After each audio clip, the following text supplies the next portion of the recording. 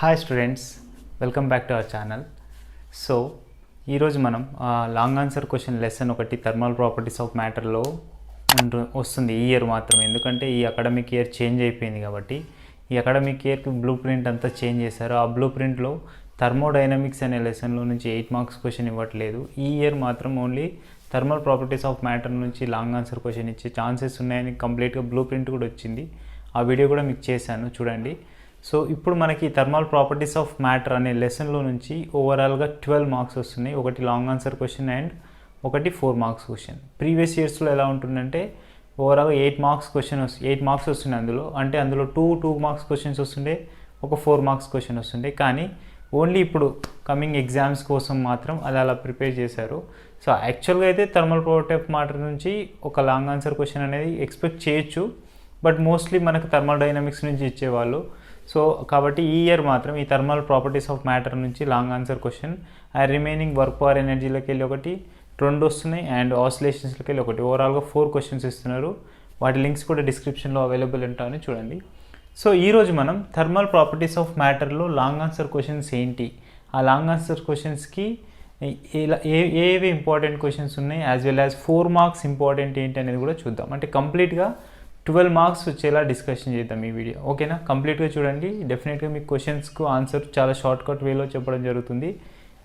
ఇది ప్రిపేర్ అయ్యి మీరు రాస్తే సరిపోతుంది. డెఫినెట్గా you will get full out of full marks ఈ క్వశ్చన్ ఆన్సర్స్కి, ఓకేనా? స్టార్ట్ చేద్దాం. So first thermal properties of matter అనే లెసన్లో నుంచి థర్మల్ ప్రాపర్టీస్ ఆఫ్ మ్యాటర్, ఇందులో నుంచి మనకేంటి ఒక 4 మార్క్స్ క్వశ్చన్ ప్లస్ ఒక 8 మార్క్స్ క్వశ్చన్, టోటల్గా 12 మార్క్స్ వస్తుంది. సో ఈ 12 మార్క్స్ వచ్చే ఈ క్వశ్చన్లోకి వెళ్ళి ఈ ఓవరాల్గా మనం ఒక క్వశ్చన్ తీసుకున్నాను, దాని బోర్డు మీద రాసాను చూడండి. ఈ క్వశ్చన్ని మనం ఇప్పుడు డిస్కస్ చేద్దాం. ఈ క్వశ్చన్ ఇలా ఎలాబరేట్ చేసి రాస్తే మనకి 8 మార్క్స్ ఇస్తారు. కంపల్సరీ థర్మల్ ప్రాపర్టీస్ ఆఫ్ మ్యాటర్లోకి వెళ్ళి ఒక లాంగ్ ఆన్సర్ ఇచ్చిందంటే there must be a problem attached with that question. So see here we have one topic and attached with one more problem. So మనకు 4 marks content ఉన్న values theories మాత్రమే ఉంటాయి. 8 marks రావాలంటే డెఫినెట్గా ఒక ప్రాబ్లం అనేది అడుగుతాడు. ఇంకో నెక్స్ట్ క్వశ్చన్ కూడా ఉంటుంది, అది కూడా దీన్ని బేస్ చేసుకొని ఒక long answer 4 marks problem as well as 4 marks theory మీద బేస్ అయి ఉంటుంది. So first question, state and explain Newton's loss of cooling and state the condition under which Newton's loss of cooling applicable. First Newton's loss of cooling గురించి అడుగుతున్నాడు, ఆ తర్వాత problem ఏంటో అనేది చూద్దాం. సో చూడండి, ఇప్పుడు ఫస్ట్ థియరీ ఆన్సర్ రాద్దాం, ఆ తర్వాత ప్రాబ్లం అనేది ఎలా సాల్వ్ చేద్దామని చూద్దాం. కండిషన్స్ కూడా రాద్దాం, ఏ కండిషన్స్లో అప్లై అవుతుందో. ఫస్ట్ దీనికి Newton's loss of cooling, Newton's law of cooling,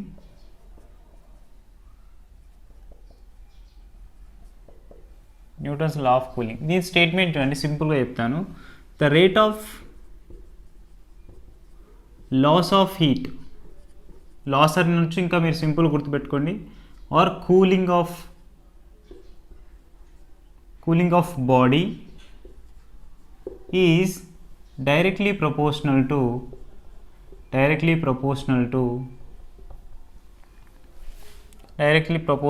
to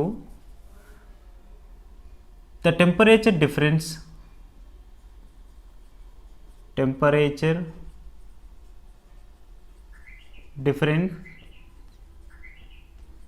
in surroundings.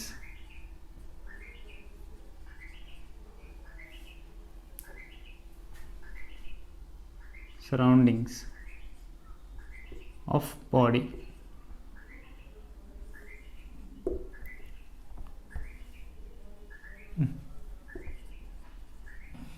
So ఇప్పుడు మనకి ఈ లాస్ ఆఫ్ హీట్ ఎలా జరుగుతుంది అని అంటే ఏం చేస్తానంటే టెంపరేచర్ డిఫరెన్స్ అనేది ఉంటుంది. హీట్ అంటే ఫర్ సపోజ్ ఇక్కడ దీని డెఫినేషన్ రాయాలంటే Q is nothing but one of the heat అనుకుందాం. The rate of loss of heat అంటుంది కాబట్టి dQ/dt, okay, time. The rate of అంటేనే time. So dQ/dt is directly proportional to అంటుండు the rate of loss or cooling of body is directly proportional to the temperature difference in the surroundings as well as the body అని కూడా చెప్పొచ్చు. So ఇప్పుడు మనకి dQ/dt is directly proportional to temperature difference అన్నాడు కాబట్టి ఇక్కడ మనం θ1 minus θ2 అని తీసుకుందాం. ఇక్కడ θ1 θ2 ఏంటంటే temperature difference, temperature of body. Okay, next θ2 ఏంటంటే టెంపరేచర్ ఆఫ్ సరౌండింగ్స్. ఇంకా మీరు ఇంకా సింపుల్ గుర్తుపెట్టుకోవడానికి ఏంటంటే ఇక్కడ θ ప్లేస్లో ఈ θ మైనస్ θs అని రాసుకుందాం. ఎస్ అంటే సరౌండింగ్స్ అని గుర్తుపెట్టుకోవచ్చు. ఇది θ అంటే టెంపరేచర్ ఆఫ్ బాడీ అని కూడా రాసుకోవచ్చు. అంటే dq/dt is equal to directly proportional to θ minus θs. ఇక్కడ θ అంటే టెంపరేచర్లు, ఎందుకంటే మనకు ఈ టైం కూడా టీతోనే రిప్రజెంట్ చేస్తున్నాం కాబట్టి కొంచెం వేరియేషన్ తెలవడం కోసం టీటాని యూజ్ చేసారు. సో ఇక్కడ dq/dt the rate of loss అంటున్నాడు. లాస్ ఆఫ్ హీట్ అంటేనే నథింగ్ బట్ ఏంటి, డెఫినెట్గా ఈ రేట్ ఆఫ్ బాడీ యొక్క టెంపరేచర్ లాస్ అవుతున్నాం కాబట్టి దీనికి ఏం యూజ్ చేస్తామంటే మైనస్ సైన్ యూజ్ చేస్తాం. సో ఇక్కడ minus dq/dt is nothing but the loss of the rate of loss of heat, the rate of loss of heat. Okay, ఇది minus dq/dt. ఒకవేళ ప్రపోర్షనాలిటీ తీసేసి ఏం రాసుకుంటాం మనం, సింపుల్గా ఏదో ఒక కాన్స్టెంట్ అనేది యూజ్ చేస్తాం. dq/dt is equal to proportionality constant ఏదో ఒకటి బియో ఏదో ఒకటి అనుకుందాం. So small b into θ minus θs. ఇక్కడ b అనేది ఏంటంటే రాసుకోండి, b is nothing but it's a positive constant, positive proportionality constant. అందుకే మనం మైనస్ అనేది ఇటు సైడ్ రాసేసుకున్నాం మైనస్. సో ఇక్కడ ఈ ఫార్ములాని యూజ్ చేస్తూనే మనము కొంత ఈ న్యూటన్స్ లాస్ ఆఫ్ కూలింగ్ మనకి ఇచ్చిన ప్రాబ్లంలోకి కన్వర్ట్ చేసుకుంటాం అన్నట్టు. ప్రాబ్లమ్ని సాల్వ్ చేయాలంటే కొంత కన్వర్ట్ చేయడం అవసరం కాబట్టి ఇప్పుడు ఇక్కడ ఏం చేద్దామంటే ఇఫ్ స్పెసిఫిక్ హీట్ కాన్స్టెంట్ను స్పెసిఫిక్ హీట్ని మనం ఇంట్రడ్యూస్ చేస్తాం. కాబట్టి if m is the mass of the body, mass of body and s small s is specific heat of body, specific heat of body, then the heat of the changing heat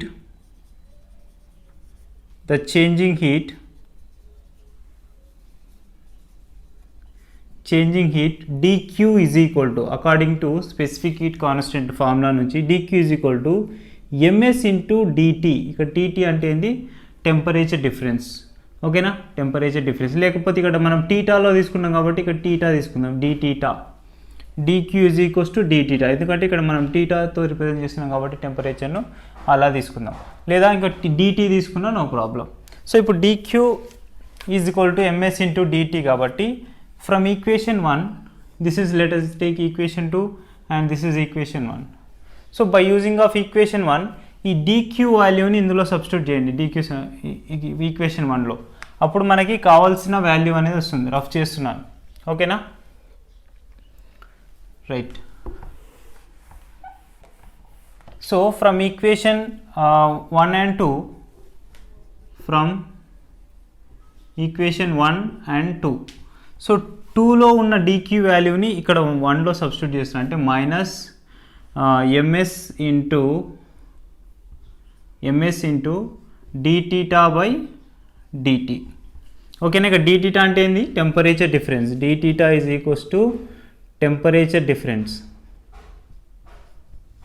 confuse అవ్వద్దు, temperature difference. మీకు ఇంకా కావాలి అనుకుంటే capital టీతో కూడా రాయొచ్చు, temperature difference. So ms minus ms into dθ/dt is equal to, ఓకేనా, ప్రపోర్షనాలిటీలో ఏం తీసుకున్నాం, ఈజ్ ఈక్వల్ టు, దీన్ని 1 అనుకోండి, ఈజ్ ఈక్వల్ టు ఇక్కడ ఏముంది b constant and θ minus θs. Okay, ఇప్పుడు ఈ మైనస్ ఎంఎస్ని ఇటు సైడ్ పంపేయండి, అంటే dθ/dt is equal to minus b/ms into θ minus θs. So ఈ మొత్తాన్ని కాన్స్టెంట్ అనుకుంది. Let minus b/ms is equal to k కాన్స్టెంట్తో రిప్రజెంట్ చేద్దాం. కాన్స్టెంట్ అనుకుంటే అప్పుడు ఏమైపోతుంది చూడండి, dθ/dt is equal to θ minus θs. So ఇంకా దీన్ని ఎలాబొరేటెడ్గా రాసుకుంటే ఇక్కడ ఈ ఫార్ములాని యూజ్ చేస్తాం. మనకి ఇచ్చిన ప్రాబ్లంలో ఈ ఫార్ములాని యూజ్ చేస్తాం కాబట్టి ఇక్కడ రాస్తున్నా చూడండి. θ1 minus θ2 by dt is equal to, ఇక్కడ ఈ θ అంటే టెంపరేచర్ ఆఫ్ ది బాడీ కాబట్టి ఏం తీసుకుంటాం అంటే average of the body, loss of first నుంచి తీసుకున్నప్పుడు యాజ్ వెల్ as లాస్ట్కి తీసుకున్నప్పుడు కాబట్టి θ1 ప్లస్ θ2 బై 2 మైనస్ θs. మనకు కావాల్సింది ఏంది, θs కావాలి, లేదా మీరు క్యాపిటల్ TS అని కూడా రాసుకోవచ్చు, అది రాసుకున్నా నో ప్రాబ్లం. సో ఈ ప్రాబ్లమ్ని ఇప్పుడు మనం ఈ ఫార్ములాని యూజ్ చేస్తూ మనం ప్రాబ్లమ్ని సాల్వ్ చేస్తాం. చూడండి ఆ ప్రాబ్లం ఏంటి, ప్రాబ్లం ఏమేమి ఇచ్చింది రాసేసుకోండి ఫస్ట్. సో ఫస్ట్ దీనికి అప్లికేషన్స్ కూడా ఉన్నాయి కదా, ఫస్ట్ దీనికి విచ్ కండిషన్స్ అండ్ అప్లికేషన్స్ కావాలి కాబట్టి న్యూటన్స్ అప్లికేషన్స్ ఎటు చూద్దాం, లేకపోతే conditions of Newton's laws. Conditions అంటే ఫస్ట్ కండిషన్ ఏం చెప్పొచ్చు అంటే it is applicable to change in temperature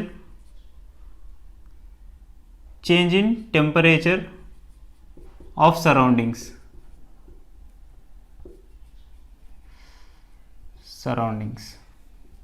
so ఇది ఒక లా.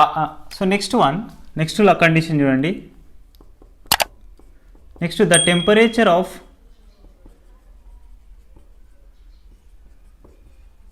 loss of heat body is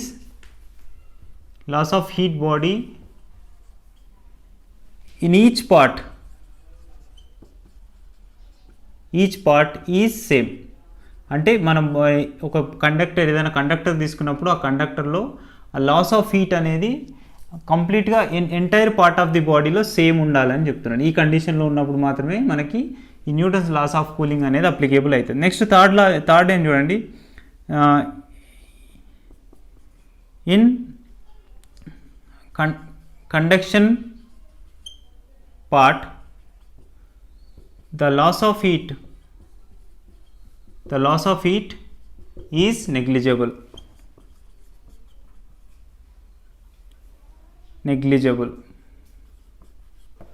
so కండక్షన్లో ఉన్నప్పుడు లాస్ ఆఫ్ హీట్ అనేది నెగ్లిజిబుల్ అని చెప్పొచ్చు. ఇది 3లో ఎనీ 2 రాసిన నో ప్రాబ్లం. నెక్స్ట్ మనకి ఏంటి, ఈ ప్రాబ్లం దాన్ని సాల్వ్ చేయాలి. ఈ ప్రాబ్లం సాల్వ్ చేస్తే మనకి 4 మార్క్స్, ఇక్కడ వరకు రాస్తే 4 మార్క్స్ వస్తాయి, మళ్ళీ ఈ ప్రాబ్లమ్ని సాల్వ్ చేస్తే 4 మార్క్స్ వస్తాయి, రైటా. సో నెక్స్ట్ ప్రాబ్లం ఏమి ఇచ్చింది చూడండి, కండిషన్స్ రాసుకుందాం. ఫస్ట్ ఇక్కడ 2 స్టెప్స్లో చేయాల్సి ఉంటుంది, దీన్ని రఫ్ చేస్తున్నా. 2 స్టెప్స్లో ఏమి ఇచ్చాడంటే a body cools down from 60 degrees Celsius to 50 degrees Celsius and in 5 minutes and to 40 degrees Celsius. 50 నుంచి మళ్ళీ 40కి రావడానికి ఎంత, the another 8 minutes. Find the temperature of the surroundings అంటున్నాడు. మనకు తెలుసు according to Newton's law of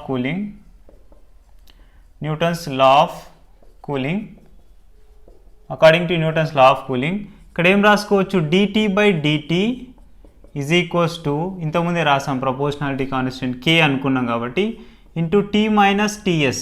అక్కడ టీటాతో represent చేసాం, కానీ ఇక్కడ క్యాపిటల్ T తీసుకుంటున్నాం, టెంపరేచర్ డిఫరెన్స్. లేదా మీకు డౌట్ ఉంది అనుకుంటే ఇక్కడ టీటా అనే తీసుకోండి, మొత్తం ప్రాబ్లం అంతా ఒకేలా ఉంటుంది కాబట్టి theta. Okay, theta s. So ఇప్పుడు dθ బై dt అంటే ఏంటి, ఇక్కడ k అనేది కాన్స్టెంట్ కాబట్టి no problem.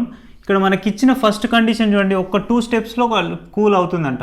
60 to 50 degrees Celsius cool అవ్వడానికి ఏమో 5 minutes పడుతుందంట, and remaining 50 to 40 degrees Celsius cool అవ్వడానికి 8 minutes పడుతుందంట. అంటే ఫస్ట్ డ్యూరేషన్ తీసుకుందాం.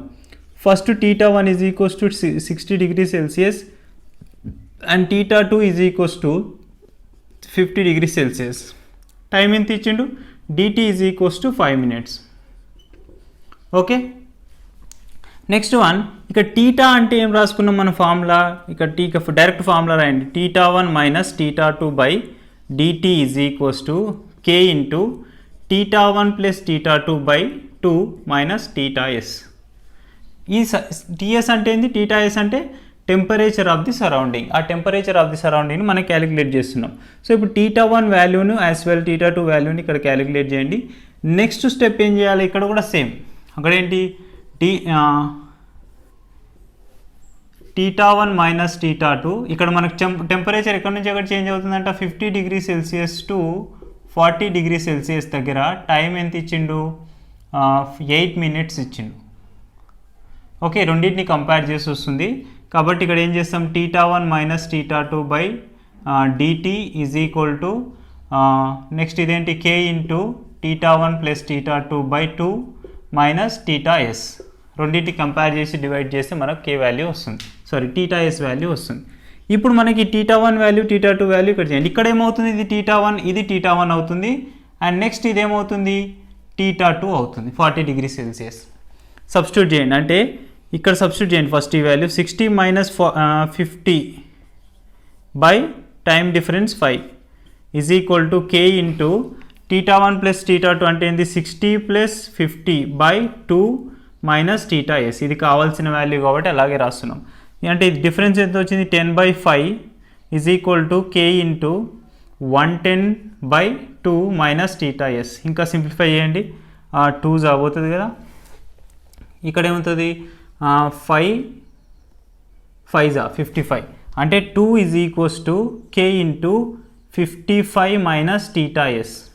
ఓకే, మన క్యాలిక్యులేషన్స్ కరెక్ట్ రాంగ్ పోతే చూడండి 1 అండ్ నెక్స్ట్ 1 ఇక్కడికి వచ్చేసరికి ఇది మళ్ళీ డిఫరెంట్ కాన్సెప్ట్, మళ్ళీ 50 టు 40 వరకు చేంజ్ అవుతుందంట. అంటే ఏంటి 50 minus 40 by 8 minutes is equal to time 8 minutes కదా, ఈ k of 50 plus 40 by 2 minus θs. ఓకేనా, నౌ ఇప్పుడు దీని డిఫరెన్స్ ఎంత 10/8 is equals to k into 90/2 minus θs. Cancel చేస్తే 45, ఇక్కడ ఏమైనా క్యాన్సిల్ అవుతుందా చేస్తే చేయండి, 4 జా 5 జా. ఓకే, అంటే 5/4 2 4 జా okay by 5/4 is equal to k into 45 minus θs. ఇది ఈక్వేషన్ 2. ఇప్పుడు 1/2 అని 2/1 కానీ ఏదో ఒక విధంగా చేద్దాం. ఈక్వేషన్ 1 అండ్ 2, ఈ 1 అండ్ 2 యూజ్ చేస్తూ 1/2 కానీ 2/8 చేస్తే మనకి వాల్యూ అనేది వస్తుంది చూడండి. ఓకే, సో ఇప్పుడు 1/2 చేస్తున్నా. First 2 is equal to k into 55 minus θs by ఇక్కడ కూడా బై 5/4 అంటే పైకి వెళ్తుంది కదా, అది మళ్ళీ నెక్స్ట్ అప్పుడు రాద్దాం. అండ్ ఇక్కడ k into 45 minus θ into S, k gets cancel. So ఈ 4 పైకి వెళ్తే ఏమవుతుంది 8/5. ఓకేనా, 8/5 is equal to 55 minus θs by 45 minus θs. So cross multiplication చేసి మనకు θ వాల్యూని గెయిన్ చేయాలి. అప్పుడు 8 into 45 minus θs is equal to 55 minus θs into 5. So దాన్ని మల్టిప్లికేషన్ చేస్తూ ప్రాబ్లం అనేది సాల్వ్ చేస్తాం. ఏం లేదు, రెండు ఈక్వేషన్స్ను కంపేర్ చేయడమే, ఒక ఫార్ములా రాయాలి, ఆ ఫార్ములా రాసి సబ్స్టిట్యూట్ చేస్తే వస్తుంది. సో దీన్ని మల్టిప్లై చేయండి, 8 5 జా 40, 8 4 జా 32, 36, 360 minus θs is equal to sorry θs కాదు 8 కూడా మల్టిప్లై అవుతుంది కాబట్టి 8 θs is equal to next it side multiplication చేయండి, 5 5 జా 25 అండ్ 5 5 జా 25, 275 మైనస్ 5 ఇంటూ θs. ఇప్పుడు మనకి θs కావాలి కాబట్టి ఇది అటుపోతుంది, ఇది ఇటు వచ్చేస్తే ఏమవుతుంది 3 θs అంతేనా, ప్లస్ 8 మైనస్ 5 అంటే 3 అవుతుంది కాబట్టి θs ఈజ్ ఈక్వల్స్ టు ఇది ఇటు వస్తుంది 360 మైనస్ 275. సో దీన్ని సబ్స్ట్రాక్ట్ చేస్తే మనకి ఎంత వస్తుంది చూడండి. ఇప్పుడు దీన్ని క్యాలిక్యులేషన్ చేస్తే మనకు కావాల్సిన θs కాబట్టి θs 3 θs దీన్ని చేస్తే ఎంత వస్తుంది చూడండి 5 అండ్ ఇక్కడ మనకు 15లోకి వెళ్ళి 7 పోతే ఎంత 85 అవుతుంది. So θs is equals to ఇక్కడ నుంచి క్యాన్సిల్ చేస్తే 3 2 జా 6 యాజ్ వెల్ యాజ్ 2 మిగులుతుంది కాబట్టి 3 7 జా ఓకేనా, 3 7 జా 21, 3 8 జా పోతుంది ఓకే, 3 8 జా 24 అండ్ 6 వచ్చేస్తుంది, సారీ 3 వస్తుంది 28.33 సంథింగ్ వస్తుంది. అంటే θs is equals to 28.33 value degree Celsius. ఇది మనకు టెంపరేచర్ సరౌండింగ్ వాల్యూ. ఇంతకుముందు చేసింది ఏంటి, మనకి ఇచ్చిన ప్రాబ్లంలో ఎప్పుడైనా ఈ ప్రాబ్లంకి ఇస్తే మాత్రం కంపేర్ చేయడం అనేది కావాలి. సో కంపారిజన్ అనేది వస్తే చాలు. ఇక్కడ మనకి ఇండివిజువల్గా 2 డిఫరెన్స్ ఇచ్చిండు, ఇండివిజువల్గా 2 డిఫరెన్స్ టెంపరేచర్ కూలింగ్ ఇచ్చింది కాబట్టి ఇదంతా చేస్తాం. ఇదంతా ఎందుకు చేస్తున్నాం, ఇక్కడ మనకి ఫార్ములాని గెయిన్ చేయడం కోసం ఫస్ట్ న్యూటన్స్ లాస్ ఆఫ్ కూలింగ్లో ఆ ఫార్ములాని డెరైవ్ చేసాం. అది చేసినా చేయకుండా నో ప్రాబ్లం, జస్ట్ స్టేట్మెంట్ ఒకటి రాసి ఆ కండిషన్స్ రాసినా సరిపోతుంది. ఆ తర్వాత చేసే ప్రాబ్లం మాత్రం డెఫినెట్గా ఇలాగే ఉండాలి. సో నెక్స్ట్ ప్రాబ్లం ఏంటి, ఇందులో వచ్చే 8 మార్క్స్ ప్రాబ్లం ఏంటి అంటే దానికి మళ్ళీ చిన్న ఒక థియరీ టాపిక్ అడుగుతాడు, ఆ థియరీ టాపిక్ చదివి మనం మళ్ళీ ప్రాబ్లం చేయడం అనేది రాస్తాం. అది ఇప్పుడు నేను బోర్డు మీద రాస్తాను, చూద్దాం. సో చూడండి స్టూడెంట్స్, నెక్స్ట్ క్వశ్చన్ మనకి 8 మార్క్స్ క్వశ్చన్. ఇందులో థర్మల్ ప్రాపర్టీస్ ఆఫ్ మ్యాటర్లో నెక్స్ట్ ఒకవేళ న్యూటన్స్ లాస్ ఆఫ్ కూలింగ్ అనేది మోస్ట్ ఇంపార్టెంట్ క్వశ్చన్. అది మనకి ఎప్పుడు రిపీటెడ్ అయ్యే క్వశ్చన్. ఒకవేళ అది ఇవ్వకుంటే మనకు వచ్చే క్వశ్చన్ ఏంటంటే this is also some along with problem related question. So they given they asking one definition of two physical quantities. One is thermal conductivity and coefficient of thermal conductivity. So conductivity ante manaku telusu, as well as insulators అంటే తెలుసు, semi conductors అంటే తెలుసు. So అవన్నీ మనకి different kind of మెటీరియల్స్లో మనం already schools లెవెల్లో చదివాం. Flow of electrons flow అయితే వాటిని కండక్టర్స్ అంటాం, లేకపోతే ఇన్సులేటర్స్ అంటాం, కొంచెం పార్షియల్గా ఫ్లో దాన్ని సెమీ కండక్టర్స్ అంటాం. కానీ ఇక్కడ హీట్లోకి వచ్చేసరికి కూడా హీట్ కూడా కండక్టర్ అనేది ఉంటుంది. ఆ హీట్ కండక్టర్ అనేది ఏంటంటే హీట్ అనేది ఫాస్ట్గా మూవ్ అవ్వాలి ఏదైనా ఒక ఆబ్జెక్ట్లో, అప్పుడు దాన్ని కండక్టర్స్ అంటారు. అసలు హీట్ అనేది ఒబే చేయకపోతే దాన్ని కండక్టర్స్గా బ్యాడ్ కండక్టర్స్ అని చెప్పొచ్చు, లేదా ఇన్సులేటర్స్ అని కూడా చెప్పొచ్చు. సో మనకు వుడ్ తీసుకున్నప్పుడు వుడ్లో హీట్ అనేది ఈ ప్లేస్లో ఇస్తే ఆ ప్లేస్కి వెళ్ళదు. సో కాబట్టి మనం కుక్ చేసేటప్పుడు మ్యాక్సిమం వుడ్ వాటిని యూజ్ చేస్తారు. అదే ఒక కాపర్ కానీ లేకపోతే ఒక స్టీల్ కానీ, స్టీల్ స్పూన్ కానీ తీసుకుంటే హీట్ అనేది ఒక దగ్గర ప్లేస్లో ఉంటే ఇట్లా మనం కర్రీస్ వర్క్ చేస్తున్నా లేకపోతే యూజ్ చేస్తున్నా కానీ హీట్ అనేది ఫాస్ట్గా ట్రాన్స్ఫర్ అవుతుంది. సో ఇలాంటి ప్లాస్టిక్లో కూడా హీట్ అనేది ఈ ప్లేస్ నుంచి ఈ ప్లేస్లోకి ట్రాన్స్ఫర్ అవ్వదు. సో ఎందుకు, because these are we're treating as a bad conductors for heat. And steel and iron, copper, like this conductors kind of materials we can call is a good conductors. So coming to here, what is thermal conductivity? In the name there is there, simply we can say that thermal conductivity అంటే అసలు నేమ్లోనే ఉంది, thermal అంటున్నాడు అంటే heat ఏది flow చేయగలిగితే దాన్ని ఏమనాలి, thermal conductivity అంటాం. అంటే ఏ సాలిడ్ బాడీ అయితే దాని గుండా హీట్ను ఫ్లో చేసుకుంటుందో దాన్ని థర్మల్ కండక్టివిటీ అంటారు. ఇక్కడ రాయండి సింపుల్గా, a solid body which can transfer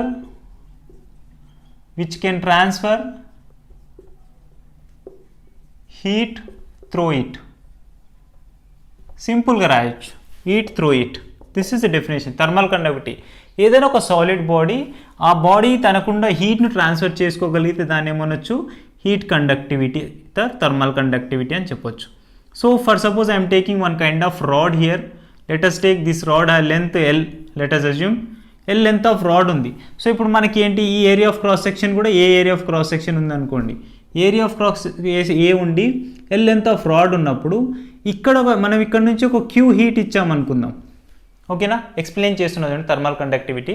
so ఇక్కడ క్యూ హీట్ ఇచ్చినప్పుడు ఇక్కడ నుంచి ఇక్కడికి కండక్టరే కాబట్టి మళ్ళీ హీట్ అనేది ఇక్కడ కూడా వస్తుంది. కానీ ఫర్ సపోజ్ ఇక్కడ θ1 లేకపోతే T1, మనం θ యూజ్ చేస్తాం ఈ థర్మల్ కండక్టివిటీ అంతా. సో ఈ θ1 అనుకుంటే ఇక్కడ సరే టెంపరేచర్ డిఫరెన్స్ కంపల్సరీ θ2 ఉంటుంది. ఎందుకు, ఇక్కడ ఇచ్చిన హీట్ అనేది మనకి ఇక్కడ వరకు కంప్లీట్గా రాదు, ఓకేనా. సో మన కండక్టర్ ఒకవేళ మంచి ఐడియల్ కండక్టర్ అయితే ఇక్కడ ఇచ్చిన హీట్ అక్కడికి వెళ్ళడానికి సేమ్ అవుతుండొచ్చు, కానీ న్యూటన్స్ లాస్ ఆఫ్ కూలింగ్ అదే చెప్తుంది, the entire part of the conductor is same ఉండాలి, టెంపరేచర్ డిఫరెన్స్ ఉండొద్దు అని చెప్పింది. అది న్యూటన్స్ లాస్ ఆఫ్ కూలింగ్. కానీ ఇక్కడికి వచ్చేసరికి ఏమవుతుంది, ఇక్కడ ఇచ్చిన హీట్ అనేది θ1 అండ్ ఇక్కడ other side of the rod θ2. అంటే ఫర్ సపోజ్ ఒక కండిషన్ తీసుకొని θ1 ఈజ్ గ్రేటర్ దెన్ θ2 అంటే ఇది ఎక్కువ ఉంది, అది ఎక్కువ ఉంది, అది తక్కువ ఉంది అనుకుందాం. ఇప్పుడు దీని ఎక్స్ప్లెనేషన్ ఎలా ఉంటుందంటే, ఎక్స్ప్లెనేషన్ ఫర్ దిస్ థర్మల్ కండక్టివిటీని ఎక్స్ప్లెయిన్ చేస్తూనే మనం కోఎఫిషియంట్ ఆఫ్ థర్మల్ కండక్టివిటీని డెరైవ్ చేస్తాం. చూడండి, ఎక్స్ప్లెనేషన్ అంటే the thermal conductivity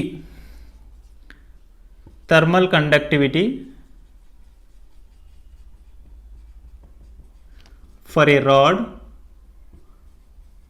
a rod states that ఎలా డిఫైన్ అవుతుందంటే, thermal conductivity for a rod states that first condition ఏంటంటే ఇప్పుడు చూడండి ఇక్కడ డయాగ్రామ్లో చూడండి ఏరియా ఎక్కువ ఉందనుకోండి ఆటోమేటిక్గా మనకి క్యూ అనేది హీట్ అనేది ఇంక్రీజ్ అయిపోతుంది. ఒక ఏరియా రాడ్ ఎక్కువ ఉంటుంది అనుకో దాంట్లో హీట్ ఫార్మేషన్ ఆఫ్ ఎనర్జీ అనేది ఎక్కువ అయిపోతుంది. సో ఇప్పుడు ఇక్కడ ఏం రాస్తాం ఇక్కడ స్టేట్ ఏంది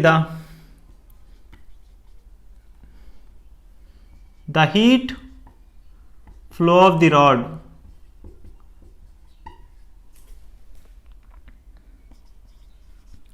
రాడ్ ఈజ్ దేనికంటే the heat flow of the rod is ఎట్లా రాయొచ్చు ఇక్కడ చూడండి డైరెక్ట్లీ ప్రపోర్షనల్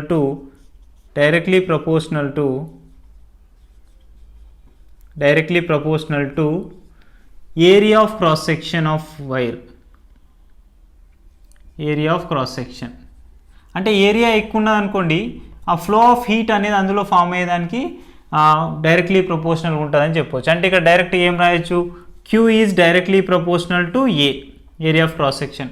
కాబట్టి నెక్స్ట్ సెకండ్ కేసు చూడండి ఒకవేళ టెంపరేచర్ డిఫరెన్స్ అనేది మనం ఇక్కడ ఎక్కువ ఇస్తున్నాం అనుకోండి ఇక్కడ వేరే టెంపరేచర్ డిఫరెన్స్ వస్తుంది అక్కడ వేరే టెంపరేచర్ డిఫరెన్స్ వస్తుంది. సో ఇప్పుడు టెంపరేచర్ డిఫరెన్స్ కూడా మనకి ఇన్వాల్వ్ అవుతుంది కాబట్టి అది కూడా మనకి ఈ థర్మల్ కండక్టివిటీకి ఎలా ఉంటుందంటే it is also completely directly proportional to మీకు ఏమైనా డౌట్ ఉంటే చూడండి కమెంట్ చేయండి మీకు డెఫినెట్గా రెస్పాండ్ ఇస్తాను. Directly proportional to temperature difference of the rod. Temperature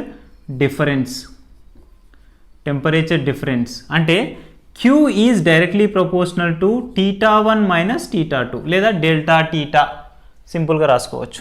next third one చూడండి థర్డ్ కండిషన్ ఏంటి ఇప్పుడు హీట్ అనేది ఫ్లో అవుతుంది ఈ సైడ్ నుంచి other end of the rod వరకు ఫ్లో అవుతుంది. సో ఇది టైం మీద కూడా డిపెండ్ అవుతుంది. ఒకవేళ టైం అనేది ఎంత టైం తీసుకుంటుంది హీట్ ఆ ప్లేస్ నుంచి ప్లేస్ కోవాలంటే ఏంది డెఫినెట్గా హీట్ అనేది టైంకి ప్రపోర్షనల్గా ఉంటుంది. That is must be directly proportional అని చెప్తుంది. అది థర్మల్ కండక్టివిటీ ఆఫ్ స్టేట్లో చెప్తుంది. అంటే డైరెక్ట్లీ ప్రపోర్షనల్ టు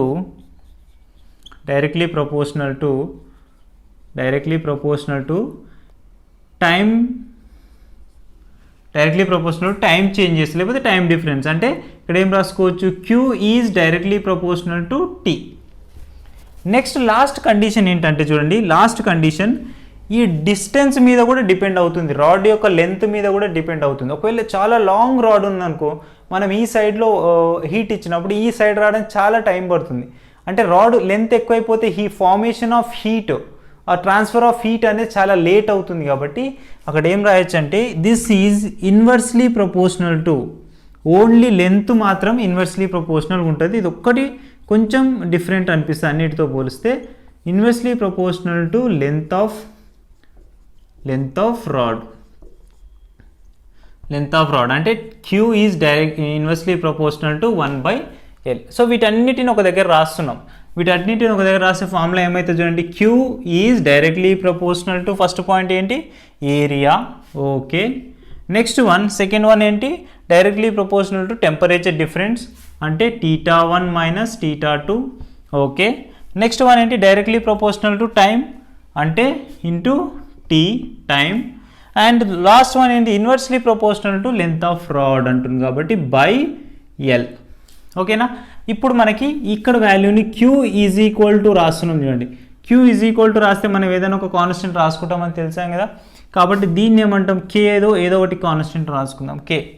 K అంటే ఏంటి ఇక్కడ కోఎఫిషియంట్ ఆఫ్ థర్మల్ కండక్టివిటీ అది రాస్తాం. ఇప్పుడు దాని కూడా డెఫినేషన్ ఇక్కడ ఈ ఈక్వేషన్ బేస్ చేసుకుని రాస్తాం చూడండి /L వేర్ ఇక్కడ రాసుకోండి where K is equal to coefficient of thermal conductivity. ఇవంతా రాస్తేనే మనకు 4 మార్క్స్ వస్తాయి. Coefficient of thermal conductivity. ఇప్పుడు దాన్ని బేస్ చేసుకొని జస్ట్ ఈక్వేషన్ని బేస్ చేసుకొని మనం డెఫినేషన్ రాస్తాం చూడండి. కోఎఫిషియంట్ ఆఫ్ థర్మల్ కండక్టివిటీ అంటే ఏంటి ఇక్కడ coefficient of thermal conductivity definition రాస్తాను.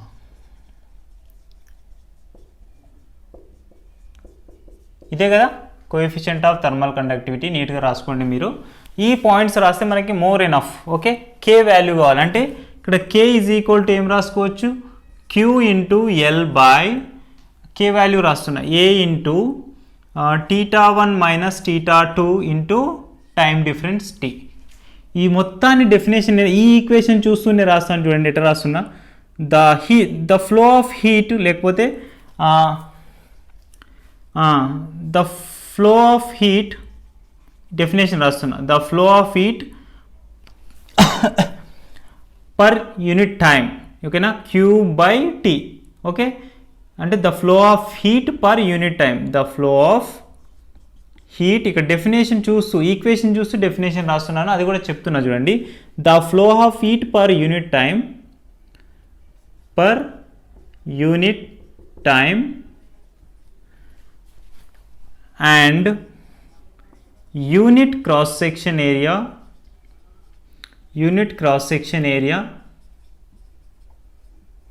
of rod, unit cross section of area of rod and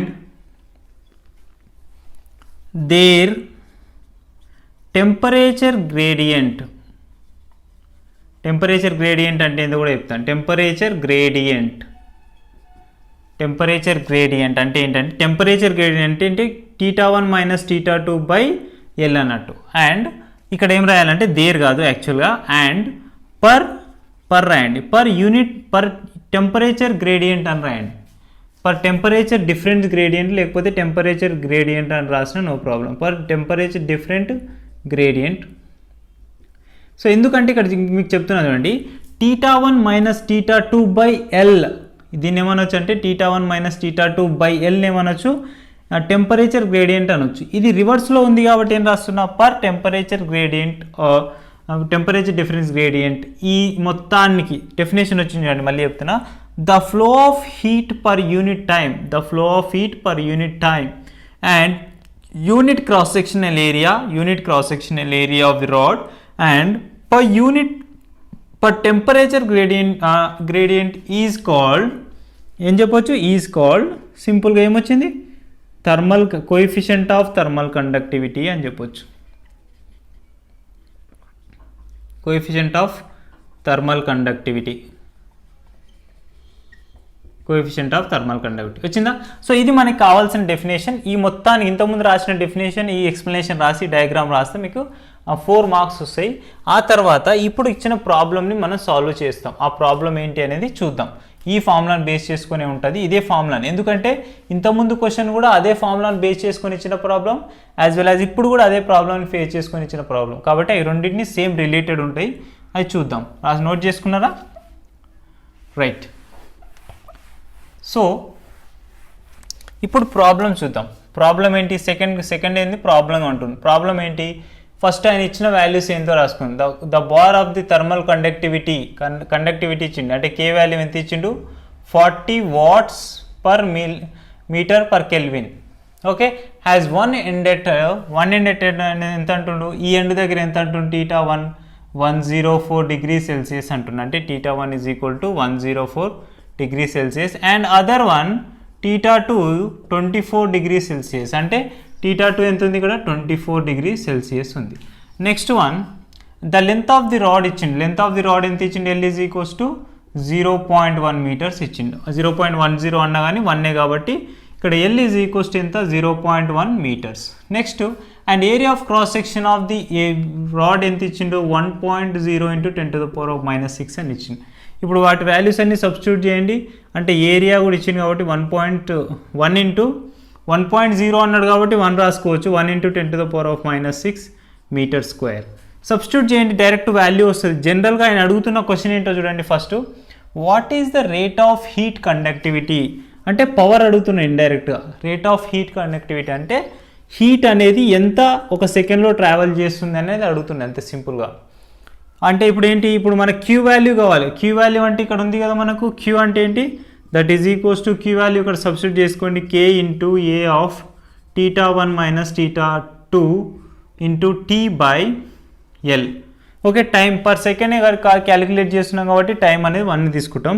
therefore power is equals to K అంటే ఎంత తీసుకున్నాం, కే వాల్యూ ఇక్కడ మనం 401 ఇచ్చిండు, మనం 40 రాసుకున్నాం, నోట్ చేసుకోండి. 401 into area of cross section ఎంత ఉందండి ఇక్కడ 1 ఇంటూ 10⁻⁻6 ఇంటూ θ1 మైనస్ θ2 అంటే ఎంత, θ1 is nothing but 104 minus 24 into time ఎంత ఇచ్చిండు, మనం టైం క్యాలిక్యులేట్ చేస్తున్నాం కాబట్టి పర్ టైం తీసుకుంటే టీటీ క్యాన్సిల్ అయిపోతుంది, మనకు టైంతో పర్లేదు. ఓకే, నోట్ చేసుకోండి. సో ఇప్పుడు టైం కూడా అవసరం లేదు. నెక్స్ట్ ఇంకా మనకి మొత్తం వాల్యూని సింప్లిఫై చేస్తే మనకు వచ్చే వాల్యూవే ఆన్సర్. చూడండి సింపుల్గా, అంటే P is equals to 401 into 10⁻⁻6 into length కూడా రాసుకోవాలి, ఇక్కడ లెంత్ మర్చిపోయాం ప్రాబ్లంలో. మీరు చూడండి, length is nothing but by L కదా, ఎల్ అంటే ఎంత ఇచ్చిండు 0.1. ఓకే, 0.1 అంటే power is equals to 401 into 10⁻⁻6 into 104 minus 24 అంటే ఎంత 80/0.1. ఓకే, ఇక్కడ ఏమైనా క్యాన్సిల్ అయితే చూడండి, ఇక్కడ 0.1 ఇక్కడ ఒకటి క్యాన్సిల్ అయిపోతుంది. నెక్స్ట్ ఇక్కడ ఒక 0 ఇక్కడ 0 కానిస్తే 4 మిగులుతుంది, -4 మిగులుతుంది. అంటే రిమైనింగ్ వాల్యూ రాస్తున్నదండి P is equals to 401 into 10⁻⁻4 into 8. Okay, 8తో 401 మల్టిప్లై అయ్యండి, 8 0 అండ్ 32 అంతేనా, 8 0 అండ్ 32 ఇంటూ 10⁻⁻4 ఈ వాల్యూ వస్తుంది. లేదా ఇది వాట్స్, ఇది ఆన్సర్. ఇంకా మీరు ఇంకా సింపుల్గా రాయాలనుకుంటే power the rate of flow of heat is equal to 0.3208 watts. ఎందుకంటే 10⁻⁻4ని ఇలా రాసుకుంటున్నా. So this is the watt value we got the rate of heat conductivity along the bar అని చెప్పొచ్చు. ఇది మనకి లాంగ్ ఆన్సర్ క్వశ్చన్. మనము ఈ లాంగ్ ఆన్సర్ క్వశ్చన్ని చేసామన్నట్టు. నెక్స్ట్ ఏంటి, మనకు 4 మార్క్స్ క్వశ్చన్స్ ఒక 3 ఉంటాయి. ఆ 4 మార్క్స్ క్వశ్చన్స్ 3-4 ఉన్నాయి. ఆ 3-4 క్వశ్చన్స్ కూడా చూద్దాం. ఆ 4 క్వశ్చన్స్ చూస్తే ఏంటంటే అందులో నుంచి ఒక 4 మార్క్స్ అనేది కంపల్సరీ ఎక్స్పెక్ట్ చేయొచ్చు. అన్ని థియరీ క్వశ్చన్సే. ఆ థియరీ క్వశ్చన్స్ అన్ని మీకు ఎక్స్ప్లెయిన్ చేశాను, కావాలంటే నోట్స్ కూడా ఇస్తాను, చూసుకుందాం. ఓకే, సో నెక్స్ట్ చూడండి స్టూడెంట్స్, మనకు 4 మార్క్స్ క్వశ్చన్స్ ఏమేమి అడుగుతాడు, ఒక 3-4 ఉన్నాయి. అవి అన్ని థియరటికల్ క్వశ్చన్సే, మీకు ఎక్స్ప్లెనేషన్ ఇస్తాను. ఆ ఎక్స్ప్లెనేషన్ బట్టి మీరు ఆన్సర్స్ రాసుకోండి. సో 4 మార్క్స్ క్వశ్చన్స్లో first anomalous behaviour of water, thermal properties of matter నుంచి ఎక్స్పెక్ట్ చేసేది ఏంటంటే అనామలస్ బిహేవియర్ ఆఫ్ వాటర్ అనే దాని గురించి డిస్కస్ చేస్తాం. అంటే ఈ అనామలస్ బిహేవియర్ ఆఫ్ వాటర్ అంటే వాటర్కి మాత్రమే, ఓన్లీ వాటర్, మన లిక్విడ్స్లో ఉన్న దాంట్లో ఓన్లీ వాటర్ మాత్రమే స్పెసిఫిక్ ప్రాపర్టీ అని చెప్పొచ్చు. దానికి ఎట్లా చెప్తామంటే every liquid has while the temperature is falling down definitely it will be contrast.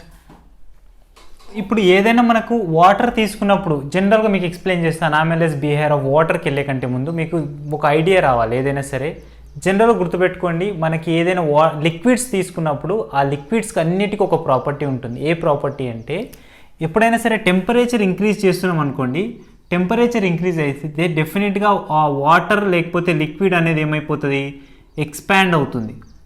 Okay, ఈ థియరీ అర్థమైతే మీకు సింపుల్గా ఉంటుంది. చూడండి, లిక్విడ్ అనేది ఎక్స్పాండ్ అవుతుంది కొంత టెంపరేచర్ ఇస్తే. అది వాటర్ కానీ లిక్విడ్ కానీ ఆయిల్స్ కానీ ఏది తీసుకున్నా సరే లిక్విడ్స్లో ఎక్సెప్ట్ వాటర్. వాటర్కే స్పెసిఫిక్ ప్రాపర్టీ ఉంటుంది, దాని గురించి మనం డిస్కస్ చేద్దాం. సో ఇక్కడ ఫస్ట్ లిక్విడ్కి టెంపరేచర్ ఇంక్రీజ్ చేస్తేనేమో ఎక్స్పాండ్ అవుతుంది. ఒకవేళ టెంపరేచర్ డిక్రీజ్ చేస్తున్నాం అనుకోండి, ఏమైంది, కాంట్రాస్ట్ అవుతుంది. అంటే కంప్రెస్ అయిపోతుంది, లిక్విడ్ అనేది దగ్గరికి వచ్చేస్తుంది. దాని లోపల ఇంటర్నల్ మాలిక్యూల్స్ అనేటివి, ఇలా వాటర్ ఉంటుంది కదా, సో ఇలా ఈ దూరంగా ఉన్నాయంటే ఏంది, టెంపరేచర్ ఎక్కువ ఉన్నట్టు. నెక్స్ట్ ఒకవేళ కూల్ చేస్తే ఏమైపోతుంది, దగ్గరికి వచ్చేస్తుంది ఈ లిక్విడ్లో. సో ఇలా దగ్గరికి వచ్చేస్తాయి అన్నట్టు, కాంట్రాస్ట్ అయిపోతుంది, ఆ వాటర్ అనేది కాంట్రాస్ట్ అవుతుంది. So this is the property of liquid. Coming to anomalous behaviour of water, the water has a specific property for expanding and contrasting situations. Whenever you are heating or giving the temperature to the water, that water cannot expand for particular temperatures. Okay, that is a specific property of water. Again, I am telling you, whenever you giving heat to the water, general గా liquid water ఏమైపోతుందండి, expand అవుతుంది. కానీ ఎప్పుడైనా సరే ఒక particular temperature, so and so temperature వరకు water అనేది expand అవ్వదు.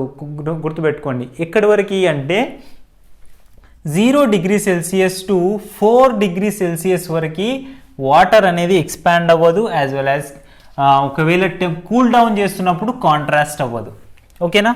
Again I'm telling you at 0 degrees Celsius to 4 degrees Celsius the water, ఒకవేళ temperature 0 degree Celsius to 4 degree Celsius అంటే టెంపరేచర్ ఇంక్రీజ్ అవుతుంది అనుకోండి, అప్పుడు ఏమవుతుంది, వాటర్ అనేది ఏమవుతుంది, యాక్చువల్గా లిక్విడ్ అయితే ఏమవుతుంది, ఎక్స్పాండ్ అవ్వాలి, కానీ వాటర్ ఏమవుతుంది అంటే కాంట్రాస్ట్ అవుతుంది.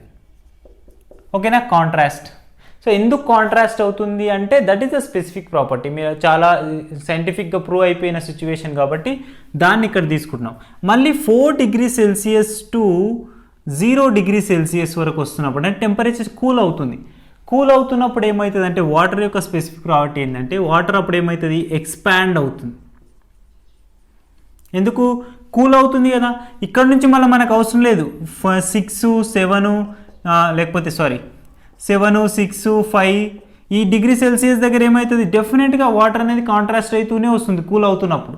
కానీ at particular this condition 4 degree Celsius to 0 degree Celsius water అనేది ఎక్స్పాండ్ అవుతుంది. ఈ వాటర్ ఎక్స్పాండ్ అవ్వడం వల్ల ఏమవుతుంది, కొన్ని అడ్వాంటేజెస్ ఉంటాయి, కొన్ని డిసడ్వాంటేజెస్ కూడా ఉంటాయి. ఇక్కడ అడ్వాంటేజెస్ గురించి చూద్దాం, మోస్ట్లీ అడ్వాంటేజెసే ఉంటాయి.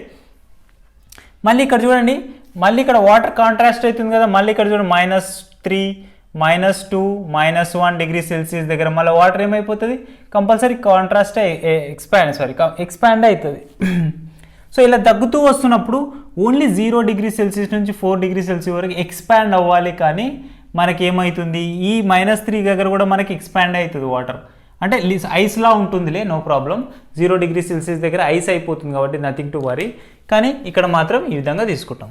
నెక్స్ట్ ఈ టాపిక్ అంతే పక్కన పెట్టేస్తే ఇప్పుడు అనామలస్ బిహేవియర్ ఆఫ్ వాటర్. ఈ వాటర్కి అనామలస్ బిహేవియర్ ఉండడం వల్ల యూజెస్ ఏంటి? క్వశ్చన్ ఏంటంటే discuss advantages of anomalous behaviour of water అని క్వశ్చన్ ఉంటుంది. You can check it from the thermal properties of lesson. So whenever I'm taking this kind of pond, ఇక్కడ theory మనకు only theory మీరు బుక్లో చూసుకోండి, మీకు explain చేస్తాను చూడండి.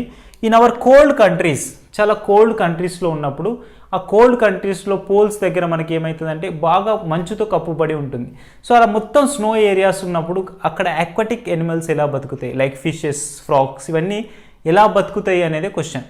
అర్థమవుతుందా? అంటే ఫిషెస్ అలాంటి కోల్డ్ కంట్రీస్లో కూడా ఫిషెస్ ఉంటాయని తెలుసు కదా మనకి. సో ఎందుకు బతుకుతున్నాయి, ఎందుకంటే కోల్డ్ కంట్రీస్లో ఒక పాండ్ తీసుకోండి, ఒక ఎగ్జాంపుల్గా ఇలా ఒక పాండ్ ఉంది. ఓకే, ఇది కోల్డ్ కంట్రీ అనుకుందాం. అంటే కోల్డ్ కంట్రీస్ అన్నప్పుడు సర్ఫేస్ ఎలా ఉంటుంది, మొత్తం ఐస్లా ఉంటుంది, రైట్? సో ఇప్పుడు ఐస్లా ఉన్నప్పుడు ఈ పాండ్ అంటే ఒక బావి లేకపోతే ఒక చెరువు లేకపోతే ఒక సరస్సు, అలాంటి దాంట్లో ఆ చేపలు లేకపోతే ఆ జీవరాశులు ఎలా బతుకుతాయి, జల జీవరాశులు ఎలా బతుకుతాయి అనేది క్వశ్చన్. అంటే ఇక్కడ ఐస్లా ఉన్నప్పుడు కంపల్సరీ సర్ఫేస్ మొత్తం ఐస్ అయిపోతుంది, ఈ బాండ్ మొత్తం. ఎందుకు? Due to the surroundings of the temperature. -°C ఉంటుంది టెంపరేచర్ ఇక్కడ. సో టెంపరేచర్ -°C ఉండేసరికి ఏమవుతుంది, సరౌండింగ్స్ అనేది మొత్తం ఐస్లా ఫామ్ అయిపోతుంది. కమింగ్ టు వాటర్కి ఏముంటుందండి, స్పెసిఫిక్ అనామలస్ బిహేవియర్ ఉంటుంది. ఆ బిహేవియర్ ఏంటంటే, సో ఇది 0 ఐస్ అవుతుందంటేనే ఈ టెంపరేచర్ని ఏమంటాం మనం, 0°C అంటాం ఈ పాయింట్. సో కిందంతా ఏమైపోతుంది, కింది వరకు ఏమవుతుంది మనకు తెలుసు. 0 నుంచి పైకి వెళ్తున్నప్పుడు ప్లస్ వెళ్తున్నప్పుడు మనకి ఏమవుతుంది, కాంట్రాస్ట్ అవుతుంది, మైనస్ వస్తే ఎక్స్పాండ్ అవుతుంది అని చెప్పాం. అంటే ఇక్కడ ఈ సరౌండింగ్కి వచ్చేసరికి ఇది వాటర్గానే ఉంటుంది. ఎందుకు ఉంటుంది అంటే ఇప్పుడే చెప్పుకున్నాం కదా, 0 నుంచి 4°C వరకు వాటర్లా ఎక్స్పాండ్ అవుతుంది. అంటే 0°C దగ్గర ice, we know that. And coming to downward ice of this one situation, here 1°C and 2°C, 3°C and 4°C. ఈ 4 పాయింట్స్ వరకు వాటర్ అనేది ఎక్స్పాండ్ అవుతూ ఉంటుంది. అంటే ఇక్కడ కాంట్రాస్ట్ అవ్వాలి, ఐస్ తగ్గుతుంది, టెంపరేచర్ తగ్గుతుంది కాబట్టి వాటర్లోకి వచ్చేసరికి ఏమైపోతుంది, ఓన్లీ పర్టికులర్ 4°C వరకు వాటర్ అనేది ఎక్స్పాండ్ అయిపోతుంది కాబట్టి they won't be converted in to ice. Freeze అవ్వట్లేదు. ఎందుకు ఫ్రీజ్ అవ్వట్లేదు, ఎక్స్పాండేషన్ ప్రాపర్టీ ఉంది కాబట్టి. సో ఎక్స్పాండ్ అవుతుంది కాబట్టి 4°C, రిమైనింగ్ అంతా మళ్ళీ ఏమైతే వాటర్ అవుతుంది. ఎందుకు, ఈ 4°Cని దీన్ని ఓవర్కమ్ చేసేసింది ఐస్ని. సో ఐస్ను ఓవర్కమ్ చేసింది కాబట్టి ఇమీడియట్గా రిమైనింగ్ వాటర్ సర్ఫేస్ కూడా మొత్తం వాటర్లా ఉంటూ ఆక్వాటిక్ ఎనిమల్స్ అనేటివి హ్యాపీగా సర్వైవ్ అవుతాయి అందులో. ఆ టైంలో ఓన్లీ ఇన్ కోల్డ్ కంట్రీస్లో మాత్రమే. చాలామంది డయాగ్రామ్ తప్పేస్తుంటారు చూడండి. ఎట్లా రాస్తారంటే 0 డిగ్రీ సెల్సియస్ నుంచి 1 2 3 కిందికి రాయాలి. చాలామంది ఏం చేస్తారు ఇక్కడ 0 రాసి 1 2 3 4 అని రాస్తారు. Absolutely wrong. So you must right here 0 degree Celsius because this is ice surface. whenever it is coming to deep in the pond, the temperature will be water will be expanding due to particular difference. ఆ particular difference దగ్గర మాత్రమే temperature అనేది expand అవుతుంది. ఇది మొత్తం theory question. మీకు కావాలంటే నేను పీడిఎఫ్ మీకు డిస్క్రిప్షన్లో పెడతాను, చూసుకోండి. ఆ పీడిఎఫ్ చదవండి, షార్ట్గా పెడతాను. ఇది మాత్రం దీని గురించి ఎక్స్ప్లెనేషన్ మొత్తం రాయాల్సి ఉంటుంది. In our cold countries the surfaces of the ponds are always forming in the ice formation, but due to expansion of water particular 0 to 4 degree Celsius, ఇదంతా మనం థియరీ రాయొచ్చు. మీకు కాన్సెప్ట్ అర్థమైంది కదా. మీకు అర్థం కాకపోతే కామెంట్ చేయండి, మీకు ఎలా అర్థమయ్యేటట్టు మళ్ళీ ఇంకొక ఎక్స్పెరిమెంట్ కూడా చేయమన్నా చేస్తాను. Okay, this is about anomalous behaviour of water. ఇది 4 మార్క్స్ ఇంపార్టెంట్, ఎప్పుడు రిపీట్ అవుతున్న క్వశ్చన్.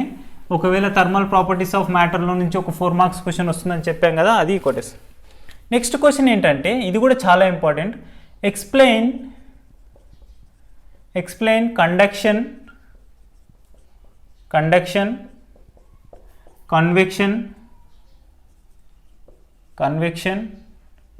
and radiation.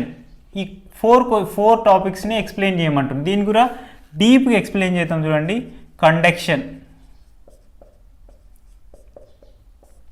కండక్షన్ అంటే ఏంటంటే ఇప్పుడు ఏదైనా ఒక సాలిడ్ సర్ఫేస్ తీసుకున్నప్పుడు, for suppose I'm taking one kind of rod here, explain చేస్తున్న తర్వాత డెఫినేషన్ రాస్తా. సో ఇప్పుడు మనకి ఇక్కడ ఒక హీట్ నీట్ సైడ్ ఒక క్యూ హీట్ ఇచ్చామనుకుందాం. ఈ రాడ్కి ఎల్ లెంత్ ఆఫ్ రాడ్కి క్యూ హీట్ ఇచ్చినప్పుడు హీట్ అనేది ఆ స్టీల్ కండక్టర్ అనుకోండి. సో స్టీల్ కానీ ఐరన్ కానీ ఏదో ఒక మన కండక్టర్, గుడ్ కండక్టర్ తీసుకుందాం. ఇక్కడ క్యూ హీట్ ఇచ్చినప్పుడు ఇందులో ఉన్న పార్టికల్స్ అనేవి ఏం చేస్తాయి, ఇలా పార్టికల్స్ అన్ని ఫామ్ అవుతాయి కదా, నంబర్ ఆఫ్ మాలిక్యూల్స్ ఉంటాయి. ఈ నంబర్ ఆఫ్ మాలిక్యూల్స్, ఈ పార్టికల్ అనేది ఎనర్జీని ఏం చేస్తున్నాయి, ఒక ప్లేస్ నుంచి ఇంకో ప్లేస్కి ట్రాన్స్ఫర్ చేస్తున్నాయి. ఏ ఎనర్జీని, హీట్ ఎనర్జీని.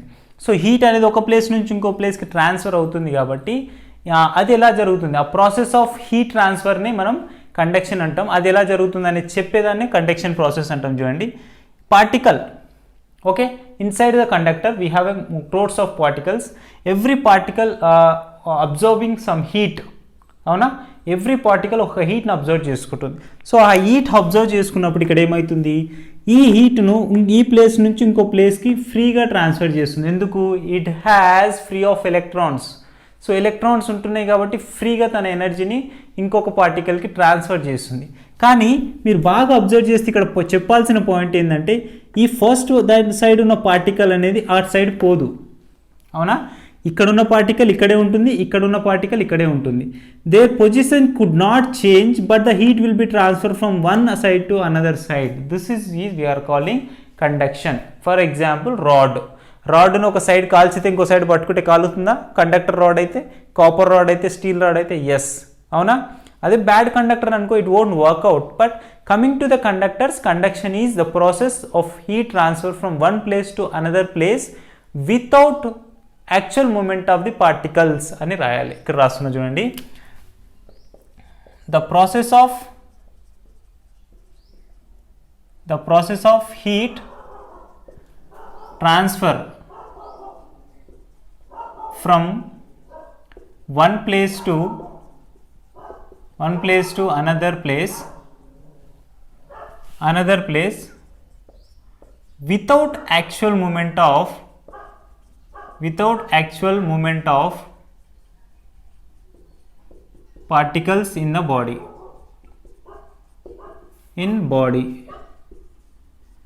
is called conduction. అర్థమైందా? ఈ టాపిక్ ఈడిన ఎక్స్ప్లెనేషన్ మనం అక్కడ చెప్పొచ్చు. ఏమని చూడండి, the process of heat transfer from one place to another place, ఇంతకుముందు తీసుకున్న rod place without actual movement of particle అనేది మూవ్ అవుతున్నాయి అందులో కావట్లే, కానీ ఎనర్జీని మాత్రం ఒక ప్లేస్ నుంచి ఇంకో ప్లేస్కి ట్రాన్స్ఫర్ చేస్తున్నాయి. ఓకే, దాన్ని మనం కండక్టర్ అంటాం. ఎగ్జాంపుల్స్ ఏంటంటే రాడ్ అనొచ్చు, హీటింగ్ రాడ్,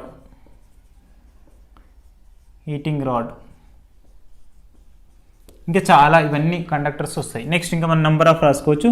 నెక్స్ట్ క్వశ్చన్ ఏంటి, నెక్స్ట్ థింగ్ ఏంటి, కన్వెక్షన్ అంటే మనం చాలాసార్లు చూస్తుంటాం, చలి పెట్టినప్పుడు, చలికాలంలో మంటలు వేస్తున్నప్పుడు మనం చేతులు ఇలా పెడతాం, అవునా? చేతులు ఇలా పెడితే మంట ఒక దగ్గర ఫైర్ అవుతుంటుంది, మన చేతులు ఇక్కడ ఉన్నప్పుడు ఆ హీట్ అనేది అక్కడ నుంచి మన చేతికి ట్రాన్స్ఫర్ అవుతుంది. ఓకేనా, అర్థమవుతుందా? సో అక్కడ నుంచి ఇక్కడ హీట్ అనేది ట్రాన్స్ఫర్ అవుతుంది. లేకపోతే బ్రీజ్ సర్ఫేసెస్ ఉంటాయి. సో బ్రీజ్ సర్ఫేసెస్ ఉన్నప్పుడు కూడా మనకి ఆ హీట్ సరౌండింగ్స్ని బట్టి మనకు ఆ టెంపరేచర్, ఆ స్నో అనేది ఒక్క దగ్గర ఫామ్ అయిపోయి ఏమవుతుంది, అక్కడ హీట్ డెవలప్ అవుతుంది. లేకపోతే హీట్ అనేది ఒక ప్లేస్ నుంచి ఇంకో ప్లేస్కి ట్రాన్స్ఫర్ అవుతుంది with actual movement of the particle అని చెప్పొచ్చు. ఓకే, అది మన బెస్ట్ ఎగ్జాంపుల్ ఏంటి, సేమ్ లేదు, చలికాలంలో మంట పెట్టినప్పుడు ఒక ప్లేస్ నుంచి ఇంకో ప్లేస్కి హీట్ అనేది ట్రాన్స్ఫర్ అవుతుంది. ఎక్కడో దూరంలో ఫైర్ అవుతుంది అనుకోండి, మనకి ఇక్కడ హీట్ అనేది మనకు సర్ఫేస్కి వస్తుంటుంది, మన ఫేస్ చర్మానికి అడ్డప్పుడు అబ్బా మనం హాట్గా ఫీల్ అయిపోతాం. సో దాన్ని ఏమంటామంటే కన్వెక్షన్ అంటాం. అంటే ఇదే ప్రాసెస్ రాస్తాం. అంటే ఏంటి, సింపుల్, ఇక్కడ మీకు ఎక్స్పెరిమెంట్ చేయాలంటే ఏంటి, ఇలా ఒక స్టిక్స్ ఇలా ఉన్నాయి అనుకోండి. సో ఇలా ఉండి ఇక్కడ మనం ఫైర్ చేస్తున్నాం, అవునా? ఇది ఇలా ఉంది, ఇలా ఫైర్ చేస్తున్నాం. మనం ఇక్కడ హ్యాండ్స్ హోల్డ్ చేస్తాం, అవునా? ఇది ఒక హ్యాండ్ అనుకోండి, ఇక్కడ హోల్డ్ చేస్తాం. తీసుకుపోయి చెయ్యి పొయ్యిలో పెట్టంగా కదా, తీసుకుపోయి చెయ్యి పొయ్యిలో పెడితే ఏమవుతుంది, కాలిపోతుంది. కాబట్టి ఇక్కడ నుంచి ఇక్కడికి హీట్ ట్రాన్స్ఫర్ అవుతుంది. ఎలా అవుతుంది, ఇక్కడున్న హీట్ పార్టికల్స్ అనేటివి చూడండి, ఈ ఫ్రీ ఆఫ్ హీట్ పార్టికల్స్ అనేటివి ఈ హ్యాండ్ వరకు ట్రాన్స్ఫర్ అవుతున్నాయి. అంటే ఇంతకుముందు సాలిడ్లో ఏమైపోయింది, ఈడున్న పార్టికల్ ఇక్కడే ఉన్నది, కానీ ఎనర్జీని మాత్రం ఈ పార్టికల్కి ఇచ్చింది. ఎందుకు, ట్రాన్స్ఫర్ అయిపోయింది హీట్. కానీ ఇక్కడ యాక్చువల్గా ఏమవుతుంది, పార్టికల్ యాక్చువల్గా మూవ్ అవుతూ హ్యాండ్ సైడ్ ట్రావెల్ చేస్తుంది. కాబట్టి దాన్ని ఏమన్నాలంటే కన్వెక్షన్ అంటాం. ఇక్కడ రాసేయండి అది కూడా. The process of heat transfer, పైన ఉన్నట్టే రాస్తున్నాను చూడండి. The process of heat transfer from one place to another without actual movement of particle అన్నాం కదా. ఇప్పుడు ఏమవుతుంది, వితౌట్ కాదు, పార్టికల్ అనేది యాక్చువల్గా మూవ్ అవుతున్నాయి కాబట్టి with actual movement of the particle. With actual movement of the particle. With actual movement of the particle is called convection. Okay, example em rayachu, like so example em rayachu, sea breeze, next trade wind అని కూడా ఇచ్చు. Trade wind అంటే వడగాలులు అంటాం కదా, hot water కన్నా wind అనేది ఒక place నుంచి ఇంకో ప్లేస్ ట్రాన్స్ఫర్ అవుతుంది. మనకు ఎండాకాలంలో ఎక్కువ ఫీల్ అవుతాం, ఆ ట్రేడ్ విండ్ బాగా హాట్ అనేది మన ఫేస్ కొడుతుంది. అంటే ఒక ప్లేస్ నుంచి ఇంకో ప్లేట్కి యాక్చువల్గా పార్టికల్ మూవ్ అవుతాయి కాబట్టి అది అవసరం. సో ఇక్కడ మనకి మీడియం అవసరమా అంటే డెఫినెట్గా మీడియం అనేది కావాలి. ఒక ప్లేస్ నుంచి ఇంకో ప్లేస్కి మీడియం అనేది కావాలి. దేనికి, కన్వెక్షన్కి అండ్ కండక్షన్ కూడా. విత్ రిక్వైరింగ్ ఆఫ్ మీడియం, దీనికి కూడా మీడియం అవసరం, దీనికి కూడా మీడియం అవసరం. పార్టికల్ ఈజ్ కాల్డ్ కన్వెక్షన్ అని చెప్పొచ్చు. లేదా ఇంకా దీనికి ఇంకేం చేయొచ్చు, particle without actual movement of the particle with required medium. ఇక్కడ రాసుకోండి, ఇంకా మీకు డెఫినేషన్ నెక్స్ట్ దానికి రాయడానికి పోతే అర్థమవుతుంది. With required medium is called convection. Convection అని రాసేసుకోండి అక్కడ. నెక్స్ట్ ఏంటి, రేడియేషన్. దీని దగ్గర మనం కొంచెం కన్ఫ్యూజన్ అవుతాం కాబట్టి అక్కడ విత్ మీడియం అని చెప్పాం. సో రేడియేషన్ అంటే ఏంటి, సింపుల్గా everywhere we know the radiation is nothing but the light is travelling from millions of kilometres to our earth. Because sun నుంచి మనకి ఇక్కడ మిలియన్స్ ఆఫ్ కిలోమీటర్ ట్రావెల్ చేస్తుంది. అంటే ఆ సన్ హీట్ అనేది కూడా హాట్ బాడీ కదా, హీట్ ట్రాన్స్ఫర్ అవుతుంది. అంటే ఒక హీట్ ఒక ప్లేస్ నుంచి ఇంకో ప్లేస్ ట్రాన్స్ఫర్ అవుతుంది. కానీ సన్ నుంచి మన సర్ఫేస్కి రావడానికి ఏమైనా మీడియం అవసరం ఉందా? నో. స్పేస్లో కూడా, శూన్యంలో కూడా లైట్ అనేది ట్రావెల్ అవుతుంది. ఆ లైట్ ద్వారా మనకి హీట్ను ప్రొడ్యూస్ చేస్తుంది, మనకు నెంబర్ ఆఫ్ ఎలక్ట్రాన్స్ వస్తుంది, అన్నీ వస్తున్నాయి. అది కూడా ఒక ప్రాసెస్ ఆఫ్ హీట్ ట్రాన్స్ఫరే కాబట్టి దాన్ని ఎలా రాస్తాం చూడండి డెఫినేషన్. ఇది కూడా సేమ్ పైన ఉన్నట్టే రాయాలి. The process of heat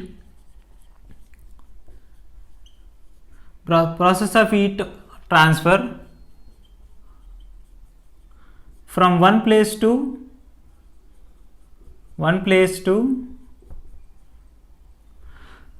place to another place with medium, without medium is called radiation. Note చేసుకోండి, ఈజ్ కాల్డ్ రేడియేషన్. సింపుల్గా షార్ట్కట్లో మీకు చెప్పేస్తున్నా. ఎగ్జాంపుల్ ఏం చేయొచ్చు అంటే the sunlight is one of the without requiring medium ఒక ప్లేస్ నుంచి ఇంకో ప్లేస్ ట్రాన్స్ఫర్ అవుతుంది, దానికి ఇది రేడియేషన్ గురించి. సో 3 ప్రాసెస్లో ఉన్నాయి చూడండి, conduction, convection and radiation. Conduction కన్వెక్షన్కి కంపల్సరీ మీడియం కావాలి, విత్ హెల్పింగ్ ఆఫ్ మీడియం, ఎందుకంటే మీడియం లేకుంటే హీట్ అనేది ట్రాన్స్ఫర్ కాదు. కానీ రేడియేషన్స్కి వచ్చేసరికి ఏమవుతుంది, without medium, without required medium. So without medium required medium is called conduction, radiation అని చెప్పొచ్చు. మిగతా రెండింటికి మాత్రం మీడియం అనేది అవసరం ఉంటుంది. సో నెక్స్ట్ క్వశ్చన్, ఒకవేళ ఈ థర్మల్ ప్రాపర్టీస్ ఆఫ్ మ్యాటర్లోకి వెళ్ళి ఇంకో క్వశ్చన్ ఏమన్నా అడగాలంటే, పెండులం క్లాక్, ఇది ఒకవేళ కాన్సెప్చువల్ క్వశ్చన్, అప్పుడప్పుడు రిపీట్ అయిన question. Pendulum clock glow, third question, pendulum clock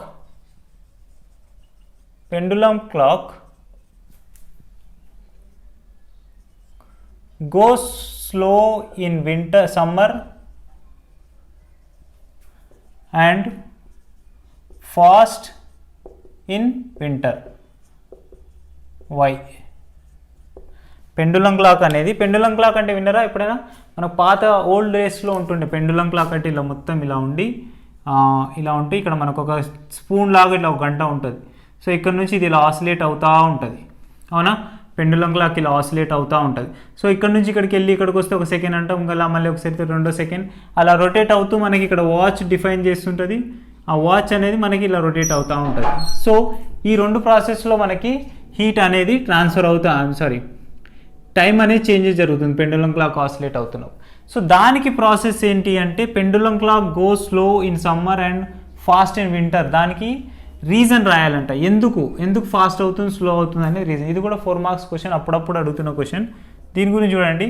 so సింపుల్గా మనకు తెలుసు time period formula according to simple pendulum 2π × √L/g. Okay, 2π × √L/g. So ఈ 2π × √L/g వాల్యూని బేస్ చేసుకొని మనం ఎలా రాస్తామంటే, 2π అండ్ g అనేది కాన్స్టెంట్ తీసుకొని directly proportional to √. Time period అనేది చెప్తుంది, ఇక్కడ డిసైడ్ చేస్తుంది. సమ్మర్లో మేము స్లోగా ఆసిలేట్ అవుతుంది, వింటర్లో మాత్రం ఫాస్ట్గా అవుతుంది, ఎందుకు అని అడుగుతున్నాడు. అంటే ఇది ఒక్కటే పాయింట్ చెప్పేస్తుంది మనకి. ఇక్కడ థియరీ రాసుకోండి. The time period is directly proportional to length. In summer days ఇదేంటి, కంప్లీట్ మెటల్ ఉంటుంది అన్నట్టు, ఓకేనా? ఈ స్పూన్లా ఉన్నదని మెటల్ ఉంటుంది. ఆ మెటల్ కాబట్టి ఏమవుతుంది, సమ్మర్ డేస్లో మెటల్స్ అనేటివి ఏమవుతాయండి, ఎక్స్పాండ్ అవుతాయి. మెటల్స్ ఎక్స్పాండ్ అవుతాయి కాబట్టి, ఎక్స్పాండ్ అవుతే దీని యొక్క లెంత్ కూడా చేంజ్ అయిపోతుంది. అంటే కొంత ఎక్స్పాండ్ లెంత్ ఇక్కడ వరకు వచ్చేస్తుంది. సో లెంత్ పెరిగింది కాబట్టి టైం పీరియడ్ అనేది టేకింగ్ ఎక్కువ అవుతుంది, స్లోగా ఆసిలేట్ అవుతుంది. ఓకే, సో ఇలా స్లోగా ఆసిలేట్ అవ్వడం వల్ల ఏమవుతుంది, టైం గెయిన్ అవుతామా లాస్ అవుతామా అవి కూడా రాద్దాం. So in summer days the metal will be expand. నేను థియరీ రాయట్లేదు ఇక్కడ, మీరు మీ బుక్లో ఉంటుంది చూడండి, సింపుల్గా చెప్తున్నా. 3 పాయింట్స్ రాస్తే సరిపోతుంది, అది చూసుకోండి. ఇన్ సమ్మర్ డేస్ మీకు కావాలంటే పీడిఎఫ్ కూడా మీకు అవైలబుల్ చేస్తాను, లింక్లో చూసుకోండి ఒకసారి డిస్క్రిప్షన్లో. In summer days metals are expand. Okay, metals expand అవుతాయి కాబట్టి లెంత్ ఏమైందండి, పెరిగింది. లెంత్ పెరిగితే ఏమైతే టైం పీరియడ్ పెరుగుతుంది. సో స్లోగా తిరుగుతుంది, అంటే స్లోగా తిరుగుతుంది కాబట్టి ఏమవుతుంది, టైం అనేది ఏమవుతుంది, టైం లాస్ అవుతాం. అంటే మీకు సింపుల్గా అర్థమయ్యేటట్టు చెప్తా. ఒక రోజుకు 24 అవర్స్, అవునా? ఒక రోజుకు 24 అవర్స్, కానీ స్లోగా తిరిగింది. అది స్లోగా తిరిగితే ఏమైపోయింది, అది 25 అవర్స్ అవుతుంది, అంతే కదా? అదే పర్టికులర్ టైంలో రొటేట్ అయితే మాత్రం 24 అవర్స్ అవుతుంది, కానీ లెంత్ పెరిగి స్లోగా తిరుగుతుందంట. సో దాన్ని బేస్ చేసుకున్నప్పుడు ఏమవుతుంది, ఒక 1 అవర్ ఇంక్రీజ్ అయిపోయింది, అంటే 25 అవర్స్ అయింది. అంటే టైం ఏమైంది, మనం టైంని లాస్ అయ్యాం, ఓకేనా? Time next in summer days ఇలా అవుతుంది, ఎందుకు, లెంత్ ఇంక్రీజ్ అవుతుంది కాబట్టి. లెంత్ ఇంక్రీజ్ అవుతుంది. ఇక్కడ మన షార్ట్గా నేను రఫ్గా రాస్తున్నాను, ఇంక క్వశ్చన్ ఆన్సర్ రాయట్లేదు, మీకు అర్థమవుతుంది అనుకుంటున్నా. ఏమైనా డౌట్ ఉంటే కమెంట్ చేయండి, no worries, I will again explain with the detailly. Next in winter days ఏమవుతుంది, వింటర్ డేస్ అయితేనే ఏమవుతుంది, మెటల్స్ అనేటివి ఏమైపోతాయి, మెటల్స్ ఆర్ కాంట్రాస్ట్. ఎందుకు కాంట్రాస్ట్ అయితే, టెంపరేచర్ డౌన్ అవుతుంది.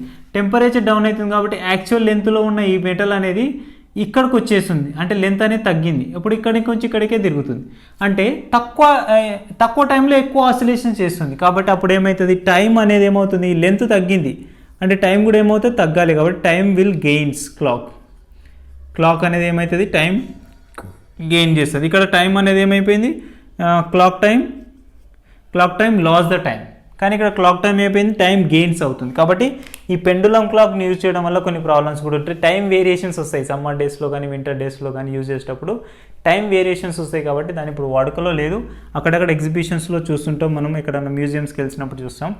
So this is the reason what we have to write for the question they asked that first ఈ relation అనేది కంపల్సరీ రాయాలి. Time period T is equal directly proportional to time period T is directly proportional to root L అనేది రాయాలి. అంటే length